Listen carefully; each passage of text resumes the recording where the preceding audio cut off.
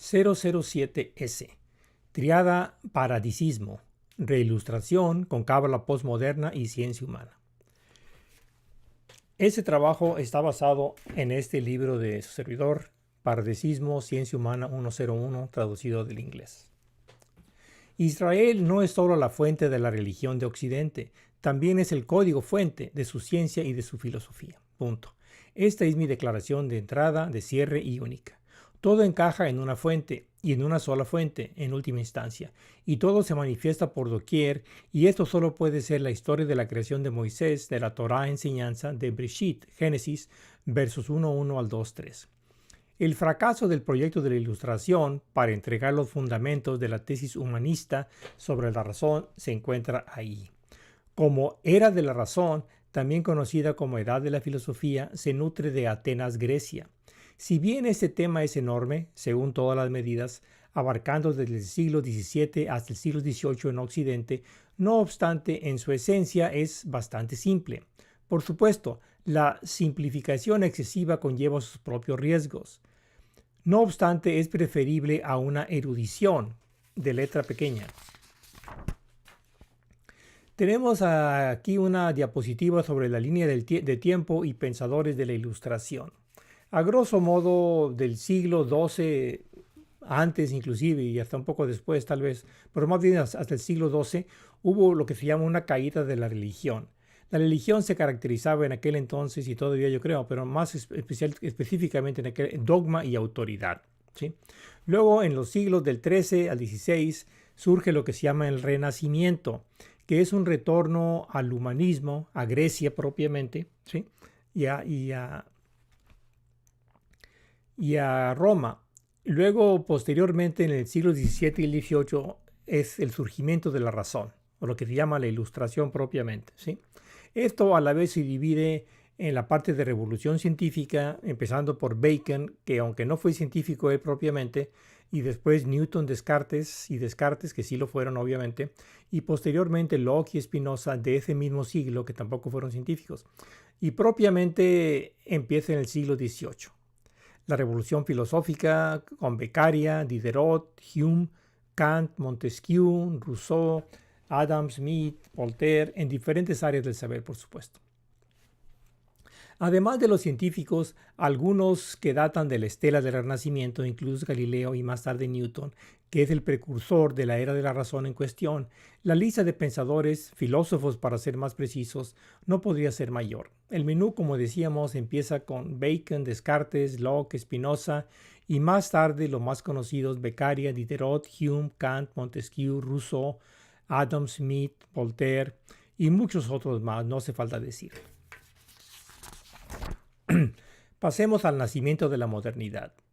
La modernidad incluye los tiempos contemporáneos, o sea, hoy en día todavía estamos bajo el paraguas, digamos, de la modernidad.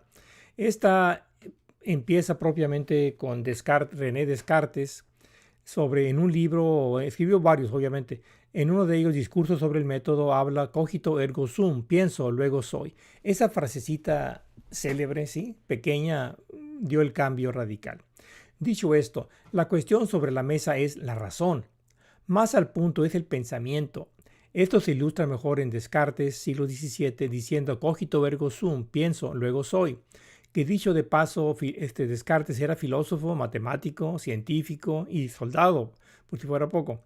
Esto marca el comienzo de la modernidad, de la cual todavía somos parte. La modernidad obviamente rebasa la Edad Media, ¿no? ¿Sí? Ahí empieza la modernidad.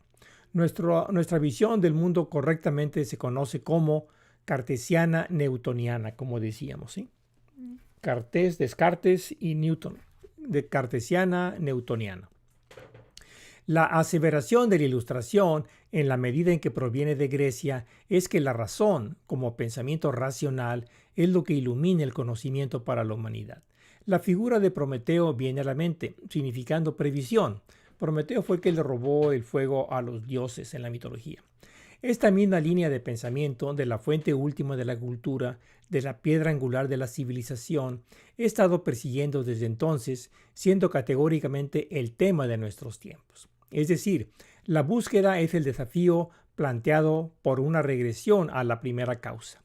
¿Dónde está la fuente última del conocimiento, usando la analogía ordinaria del edificio donde se encuentra la piedra angular de la civilización. Si se cuenta con un edificio de 100 pisos, pues el número 100 descansa sobre el 99 sobre el 98 y así sucesivamente hasta llegar a la planta baja, misma que a la vez descansa sobre la plancha, ¿sí? Y esta plancha sobre los cimientos del piso 2 al 3, al 4 y así sucesivamente, pero en algún momento se tiene que llegar a la piedra angular, ¿sí? O sea, una en la que descansan todas las demás por encima. Igual aquí, ¿cuál es la primera causa en el conocimiento, ¿sí? No es la física, ni la química, ni la información, todo hay que irse más hacia atrás, hasta buscar la piedra angular de la civilización. Ese es el tema de nuestro tiempo. Pues bien, la modernidad de hoy se remonta a Descartes y Newton, como acabamos de decir, que a su vez se remonta a Aristóteles, a Platón y en última instancia a Sócrates, como parte de la triada de la escuela de Atenas. Sin embargo, el problema es que la búsqueda no termina ahí. La causa de la búsqueda es la fuente del conocimiento, no queda establecida, como planteábamos. Planteado sí, de acuerdo, pero el asunto no ha sido resuelto. ¿Significa esto que la humanidad es un accidente de la naturaleza, que somos prescindibles, que todo nace de la aleatoriedad, que surge del caos sin ningún otro significado? Absolutamente no, en mi opinión. Por un largo trecho, el problema radica en que el camino recorrido por los pensadores de la Ilustración estuvo plagado de condicionamientos históricos adversos, como pronto tendremos ocasión de presenciar. Hablemos entonces de las 3 escuelas y una secta de los presocráticos. Había 3 escuelas de pensamiento y una secta. El asunto es el siguiente, de que estos 3 pensadores y esta secta, bueno, ahorita hablamos de eso, ¿sí? Las 3 escuelas, el primero se llama Tales de Mileto, de ahí la escuela Milesia. Se llamaban cosmólogos o físicos porque los principios de ellos era el agua, que es algo físico, obviamente, ¿sí? Después vino la escuela, o simultáneamente, fundada por Xenófanes de Colofón, aunque el que le dio auge fue Parménides de Elea, su alumno, y de ahí se llama escuela eleática, de Elea, eleática. Y si hubiera una frase que caracteriza a estas personas, a este grupo, a esta escuela, es: el ser es y el no ser no es. Sería cuestión de detallar más, pero ahorita no hay tiempo. La tercera escuela es la pitagórica, fundada por Pitágoras de Samos. En la escuela podríamos decir que dice que la virtud de las cosas es una triada: fuerza, inteligencia, suerte. Hoy traducimos que el ser es 3 en 1, hecho de cuerpo, mente y espíritu. Pitágoras en sí no dejó nada escrito, pero hubo algunos pitagóricos, muy pocos por cierto, que sí escribieron algo y pasaron a la historia propiamente, ¿no? ¿Sí? O sea, son los que nos llegan los datos. Luego viene la secta, ¿sí? La secta es también muy importante, ¿sí? La secta pitagórica del Tetractis. Es una figura interesante, una figura triangular que consiste de 10 puntos dispuestos en 4 filas. 1, 2, 3, 4 puntos. 1, 2, 3, 4 puntos. Y esta es la triada. Yo la presento de esta manera, como una semilla, como una nuez. Aquí está la virtud de las cosas. Es suerte, lo que llamamos suerte o espíritu hoy en día, inteligencia o mente, y fuerza o cuerpo propiamente, ¿no? ¿Sí? Pues bien, para desentrañar este nudo de la línea del tiempo, tendríamos que remontarnos a los tiempos presocráticos, desde la Atenas del siglo IV, antes de la era común de Sócrates, Platón y Aristóteles, hasta la de las ciudades coloniales griegas en la Jonia y la Italia del siglo VI al V. O sea, nos tenemos que ir de la ciudad de Atenas, de la triada de Sócrates, Platón y Aristóteles, unos 200 años antes, a las colonias griegas, al siglo VI, perdón, del siglo VI al V.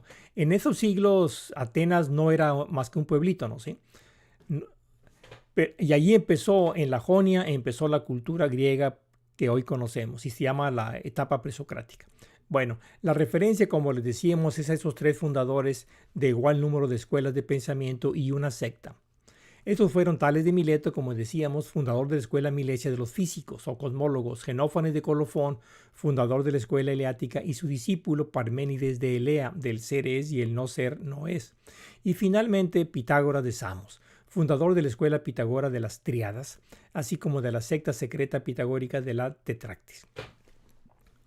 Pues bien, para aquellos de nosotros que no estamos del todo familiarizados con esa terminología, permítanme un glosario de términos. La tríada hace la afirmación filosófica de que la virtud de las cosas es la fuerza, la inteligencia y la suerte. Lo mismo que se traduce como cuerpo, mente y espíritu, como tratamos de ilustrar a través de esta figurita. Como físico, siempre andamos haciendo modelitos para ayudar a simplificar las cosas, ¿sí?, al entendimiento. Por otro lado, la tetractis guarda un parecido fuerte, es de confesión mística. Se refiere a una figura triangular que consta de 10 puntos dispuestos en 4 filas.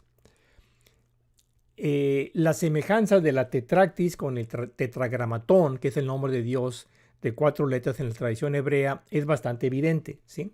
Sin embargo, esto no significa que este necesariamente sea el caso y no vamos a meternos en ello en este momento. En cualquier caso, continuemos con nuestra narración espectacular. La preocupación es que el problema de los fundamentos persiste. La respuesta tampoco se encuentra ahí con los presocráticos, por mucho que tengan ellos el mérito de haber rebasado la escuela de Atenas habitual.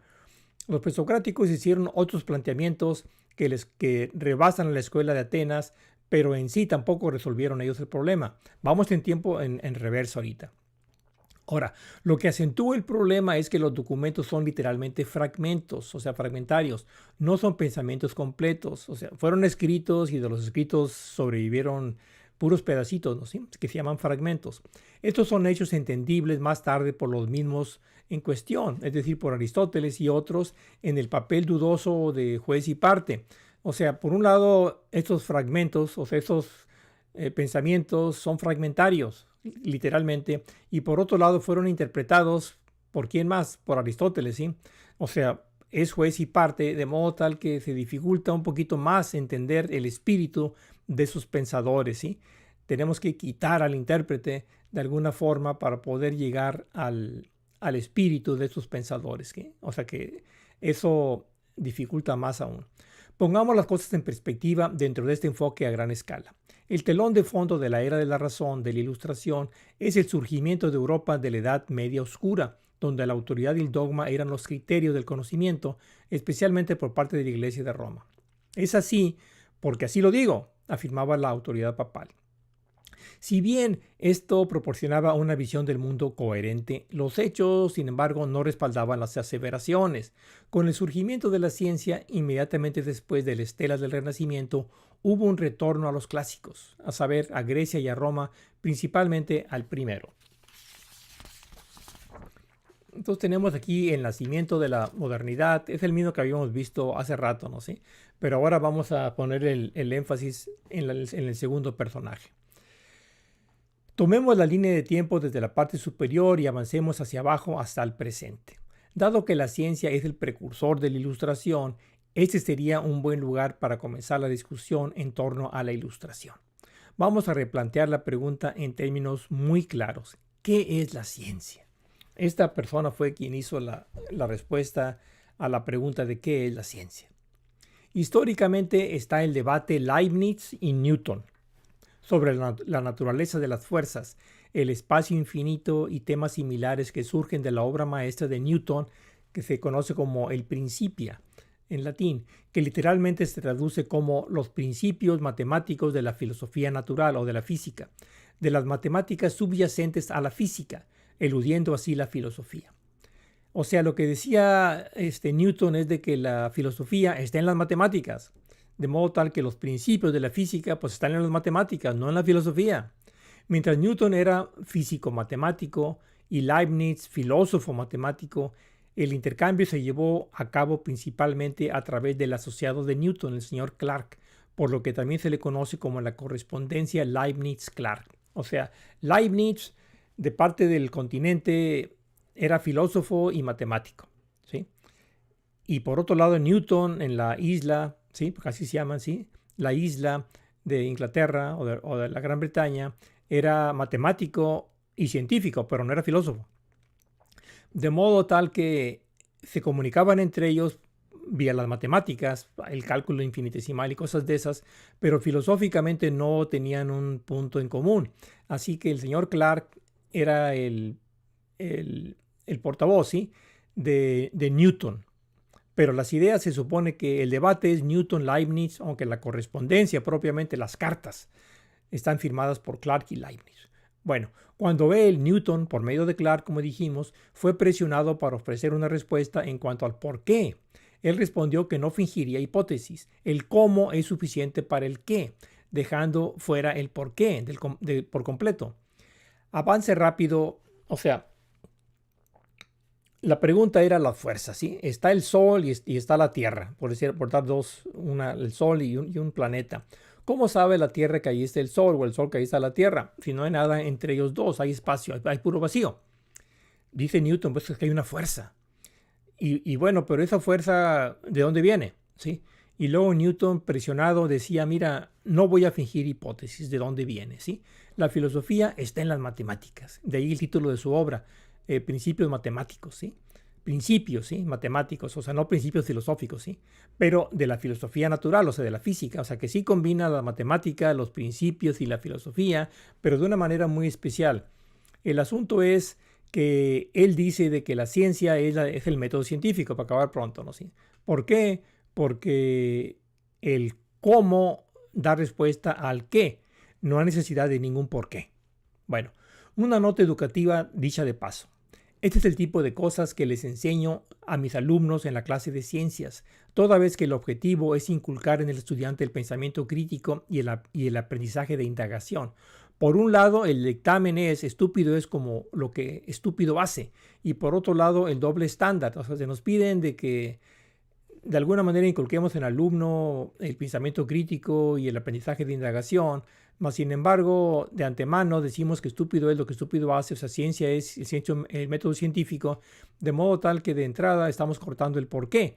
Pero eso sí, sí nos exigen que estimulemos el pensamiento crítico y el aprendizaje de indagación, lo que yo llamo el doble estándar. ¿Sí? Suena bonito, pero en la práctica es un desastre. En todo caso, los tres agentes en el juego son siempre la religión, la ciencia y la filosofía. La religión estaba siendo reemplazada por el dogma, dando paso a la razón. La ciencia se estableció como positiva. Tan grande había sido su éxito en todos los niveles de investigación que no se hicieron más preguntas, solo presionando fuertemente hacia la tecnología, a la era industrial, a la información actual y así sucesivamente hasta el día de hoy. La filosofía, por otro lado, es donde la discusión floreció más marcadamente. Este es su aspecto más conocido. Pero con toda sinceridad, las tres esferas deben tomarse conjuntamente, de forma interactiva, para una representación más fiel de la naturaleza del tema de la ilustración en cuestión. ¿Y por qué? Porque para poder entender la reilustración, tenemos que entender la ilustración, incluyendo los tres factores. Pues bien, en algún momento la búsqueda se convirtió en causa y luego en movimiento, tomando forma como el proyecto de la ilustración. Así es como yo lo aprendí.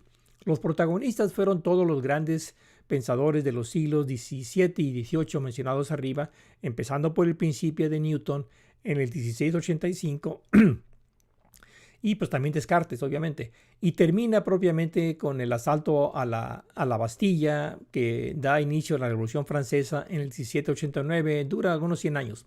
Los pensadores modernos retoman ese tema, pero pierden el sentido, o al menos mi lectura de ellos me dejó con demasiados árboles y muy poco bosque. Después de tanto leer, nunca entendí de qué estaban hablando, francamente. Sin embargo, lo que viene a mi mente con respecto a la crítica, mucho después del final del periodo de Ilustración, fue el destrono por parte de Nietzsche respecto de Kant, alegando que su sentimiento religioso subyacía a su pensamiento filosófico. Previo a esto, estaba yo bajo la impresión de que refutar a Kant sería una compólvora más poderosa. Kant habla del ser y el ser en sí, cosas de esas.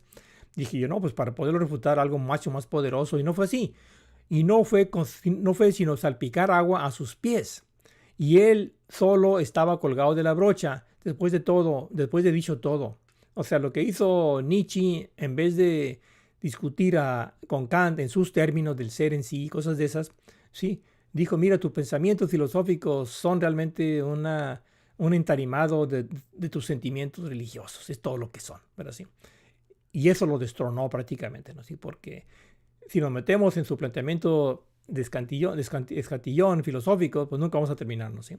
Pero si se le acusa de que realmente lo que está haciendo nada más es dorando la píldora de sus sentimientos a través de este todo andamiaje, pues de repente es un golpe muy duro. En todo caso, entre la ilustración y la iluminación, tomemos un descanso, y la reilustración, tomemos un descanso de 5 minutos, ¿sí? Para tratar algún tema. Permítanme entretenerlos con una historia de la vida real digna de tiempo estelar. Enseño ciencias en las instalaciones locales de justicia juvenil del condado de Travis en Garner Betts. Teniendo las clases apiladas, ¿sí? En un punto debo haber planteado, o sea, apiladas quiere decir de que en cada clase, en cada periodo doy química, biología y física. Primer periodo. Segundo periodo, química, biología, física. Tercer periodo, química, biología, física. Por razones de que es un lugar de justicia juvenil, están apiladas, ¿sí? En todo caso, me hice la pregunta, me hice el planteamiento. ¿Hay ciencia? Puesto que hay ciencias, biología, química, física, pero ¿habrá una ciencia?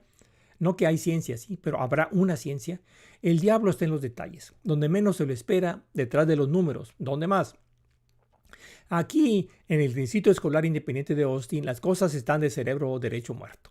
Logré una hipótesis de trabajo que amerita o que merece atención. Por supuesto, creo que es correcta, pero ahí es donde entra el diálogo, una discusión abierta con revisión por los pares. Pero nadie está escuchando. Los rabinos están demasiado ocupados o no quieren arriesgarse a asociarse con su servidor. Los académicos están demasiado ocupados también en publicar escritos, papers y salvaguardar su legado, y el público, ustedes, no lo conocen.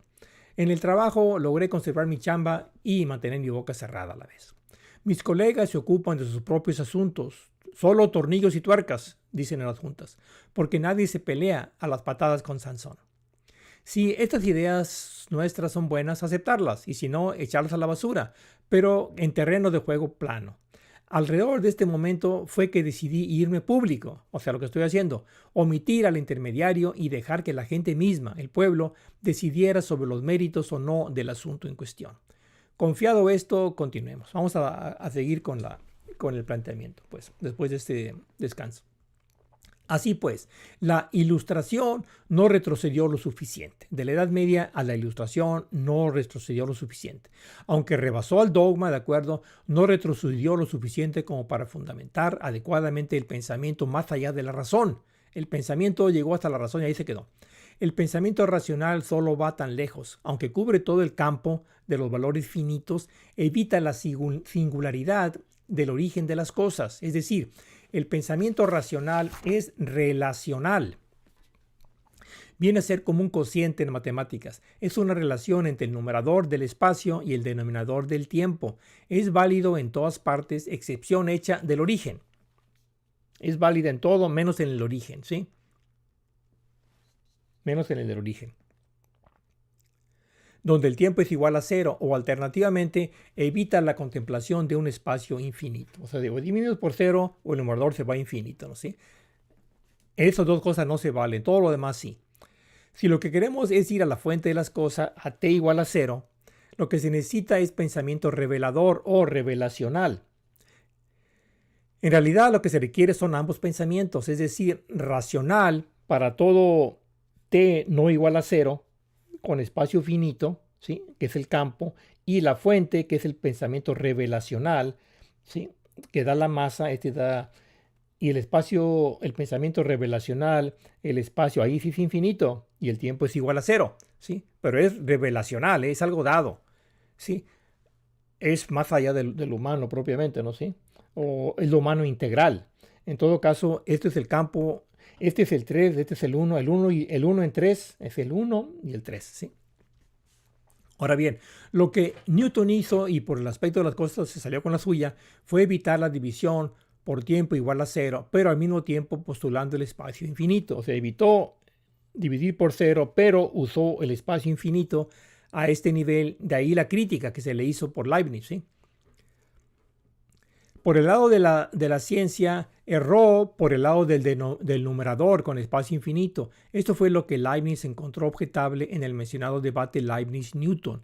El efecto es espacio infinito, la causa es el origen del tiempo. El debate se centró en el efecto, mientras que, en cambio, debemos centrarnos en la causa, en t igual a cero, del origen del universo. Ahí está la causa y el efecto del espacio infinito.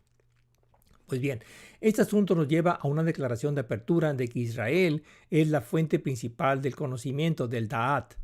No hay manera de evitar la historia mosaica de la creación en Breshit, Génesis 1:1 al 2:3. Pasemos ahora a la solución de salida de este laberinto.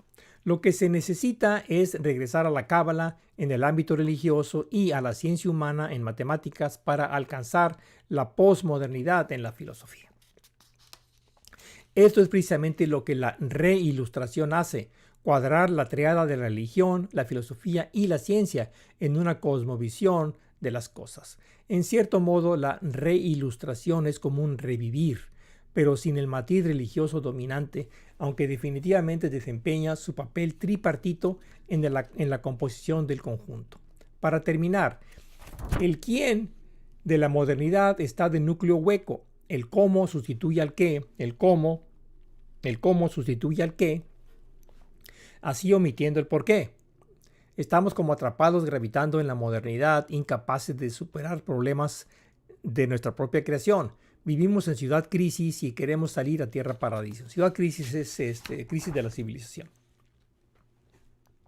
Pasemos ahora a caracterizar nuestros constructos principales, ¿sí? Empecemos. Esta es ciudad crisis, como dijimos. Ahora tierra paraíso. Pasemos ahora a caracterizar nuestros constructos principales y en el esfuerzo visualizar mejor las cosas de una manera fácil para el usuario, como cualquier maestro debería intentarlo.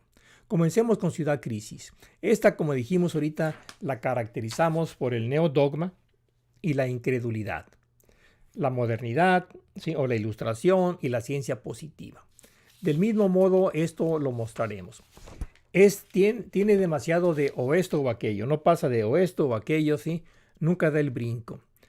Esto es o esto o aquello. En cambio, con la de tierra paraíso siguen los opuestos, pero es ambos y. Es ambos los opuestos y. O sea, en ese sistema, en tierra paraíso, nos montamos sobre los hombros de los contrarios para poder superarlo a través de la hipotenusa. Terminemos con tierra paraíso, como decíamos. Esto lo caracterizamos como la cábala postmoderna, ¿sí?, desde la religión, la reilustración de la filosofía y la ciencia humana de las matemáticas, ¿sí? Bueno, como podemos ver claramente, ningún trabajo de retoque cosmético hará el truco de resolver la crisis de la civilización. Ningún pro esto o pro aquello, los contrarios, lo va a lograr. Lo que se necesita es una revisión completa de la cosmovisión prevaleciente. Esto despega con la conciencia de que existe tal cosa, seguida de la discusión y finalmente con la implementación. No debemos permitir que esta perfecta crisis curativa se desperdicie. Habiendo sido encendida espontáneamente, la crisis ahora está siendo alimentada por su propio liderazgo. Y son tiempos interesantes, no cabe la menor duda. Aunque ampliamente cubierto en presentaciones anteriores, aquí proporcionaremos un glosario apretado de sus conceptos principales. A lo que voy aquí es de que para poder entender este video, el 007, habría que irse al 06 y al 05 y así sucesivamente al 01, 001 y tal vez los podcasts también. La otra opción sería dar un glosario de términos ahorita para que de alguna manera este video sea autónomo por sí mismo, sin perjuicio de que se vean los otros y para reforzarlo. Pues bien, ¿qué entendemos por ciudad crisis? Pues por ciudad crisis entendemos el neodogma o la incredulidad que dijimos en el cateto vertical, la ciencia positiva en el cateto horizontal y la modernidad o la ilustración. En cuanto a la tierra paraíso, la cábala postmoderna en el cateto vertical, la ciencia humana, no ciencia positiva o ciencia holística, y la reilustración en la hipotenusa. Por tierra paraíso entendemos entonces un mundo posible hecho a 4 niveles, de que todo viene a 4 niveles como 3 en 1, como dijimos ahorita en el modelo de la nuez. ¿Qué es la modernidad? La modernidad viene a ser la cosmovisión que tenemos actualmente después de la caída de la ilustración. La ilustración, como le dijimos, no llegó más allá de Atenas, ni siquiera fue a los presocráticos, mucho menos a Israel, de modo tal que tiene sus limitantes y hoy en día la modernidad en la que vivimos pues tiene esas limitantes, ¿no? ¿Sí? De ahí la crisis. Ahora, ciencia positiva entendemos nada más usar fórmulas para sacar números. Ahora, ¿qué significa todo eso? Pues como el teorema de Pitágoras. ¿Qué significa el teorema de Pitágoras? Pues nada más que a al cuadrado más b al cuadrado igual a c al cuadrado, 3 al cuadrado más 4 al cuadrado igual a 5 al cuadrado, cosas por el estilo. Pero bueno, ¿qué significa eso? No significa nada, ¿sí? Eso es ciencia positiva. Bueno, cábala postmoderna, ¿qué quiere decir? La cábala postmoderna solamente quiere decir la actualización de la cábala clásica. La cábala postmoderna, como dijimos, lo manifestamos a través de triadas, el modelo de la nuez, semilla de la vida, de que todo es 3 en 1. La cábala clásica, en cambio, todo lo maneja por 4 niveles. El PARDES, PRDS, es un acrónimo, ¿sí? El arreglo es del árbol de la vida, en cambio en la postmoderna, en la nuestra, es semilla de la vida, ¿sí? Y todo viene a 4 niveles en la clásica. Ahora, la ilustración, como dijimos, es el humanismo ateniense, cartesiano, newtoniano, ¿sí? O sea, es un humanismo, de acuerdo, pero que se remonta a Atenas y en la modernidad a Descartes y Newton, propiamente. La reilustración, en cambio, es un humanismo también, de acuerdo, pero que va más allá de Atenas y va a Moisés, ¿sí? Y se caracteriza por las triadas de la cábala postmoderna y por Pardes de la cábala clásica. Recuerden que la cábala no es otra cosa más que, quiere decir recepción. Cábala quiere decir recepción. ¿De qué? Pues de la tradición que viene de Moisés, desde la revelación a Moisés en el monte Sinaí. Desde ahí viene hasta el día de hoy. Esa es la cábala, ¿sí? Pues bien, ciencia humana, ¿a qué nos referimos aquí? Bueno, de que es algo holístico y tiene sentido a diferencia de la positiva, y obviamente también incluye biología, química y física, evidentemente, ¿no? Sí. Pues bien, este glosario de alguna manera haría que este video fuera autónomo de los demás. Ahora, una nota. La versión postmoderna se caracteriza por el modelo de la nuez de la creación de la semilla de la vida, a diferencia del modelo de la creación clásico del árbol de la vida de Pardes. Mientras que el clásico enfatiza que todo viene en 4 niveles, el postmoderno enfatiza que todo está en 3 en 1. En pocas palabras, todo viene en 4 niveles, cual 3 en 1. De ahí el título. Triada Pardes o paradisismo, ¿sí? O sea, triada, el 3 en 1 y pardesismo o paradisismo, que es 4 niveles, ¿sí? De ahí el título. En todo caso, reilustración es tras la ilustración, pero entendido a la manera mosaica y no a la ateniense. Para terminar, algunos pensamientos. En este punto el oyente puede estar pensando, ¿y qué aplicaciones prácticas podría tener esto en el mundo real de los eventos? Bueno, para empezar, nos sacaría de la zanja en la que nos hemos metido. Reilustración es de ciudad crisis a la que estamos a tierra paraíso, en la que estamos a la que queremos estar. Un paradiso o un paraíso en la tierra, en la medida que cabe. No es más, nuestra presentación no es más que la punta del iceberg. El cielo es el límite. En un momento dado, definitivamente tenemos que darle vuelta a la página de la historia con miras al futuro. Vamos a aclarar esto. La reilustración no es una filosofía de mecedora. La línea del tiempo es el llamado, seguido de la búsqueda, la causa y el movimiento. Mi estimación es que el llamado fue atendido. O sea, sí tuve un llamado y sí dejé las incubadoras de niños prematuros y hice la incubadora para el espíritu. O sea, el llamado fue atendido. La búsqueda fue hecha, fue escrito. El libro lo escribí, el que les mencioné hace rato, ¿sí? Sí está escrito, sí lo escribí, todo lo demás. O sea, por ese lado no cabe la menor duda. La causa de la que estamos hablando, pues es justamente eso que estamos hablando ahorita. Ahora, en cuanto al movimiento, eso es de nuestra incumbencia. O sea, de ustedes y su servidor. Por fin, atentamente, Ricardo Turrios Bonilla, y Dios bendiga.